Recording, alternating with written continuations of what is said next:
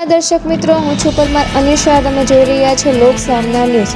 તો જોઈએ આજના સમાચાર મેંદરડાથી અમારા રિપોર્ટર કેતન બાબરિયા સાથે.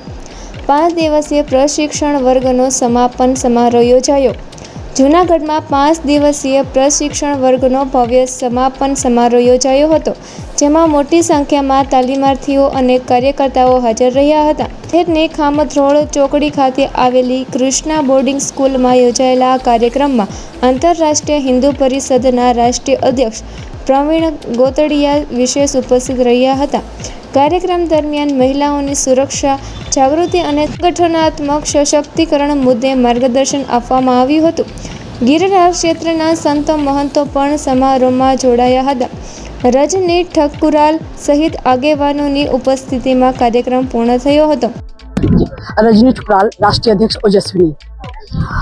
आज जूनागढ़ में जो 5 दिवसीय वर्ग हमारा यहाँ चला, जिसमें बहनों को शारीरिक, मानसिक और बौद्धिक रूप से सक्षम बनाने के लिए विभिन्न विषयों पे चर्चा और जानकारी दी गई और साथ साथ में जूडो कराटे, अपने दंड और ऐसे कई ऐसे ऑब्स्टिकल थे जिसके बारे में उनको सिखाया गया ताकि मुसीबत पड़ने पर वो अपने आप को संभाल सकें। और लक्ष्य भेद का एयरगन के माध्यम से प्रशिक्षण दिया गया ताकि कभी आवश्यकता पड़े तो देश समाज के लिए वो काम कर सके और उनका वो राइफल चलाना काम आए। तो ऐसे विविध विषय जो है बहनों के सामने रखे, जिसमें लव जिहाद की जानकारी थी और साथ ही साथ में जो अपने विविध काम चलते हैं, किड्स अहेड, एक मुट्ठी अनाज, तो महिला सुरक्षा, महिला स्वास्थ्य, ऐसे विविध विषयों को इन बहनों के बीच में रखा गया। તો ફરી મળીશું એક નવા સમાચાર સાથે. ત્યાં સુધી જોતા રહો લોક સામના ન્યૂઝ.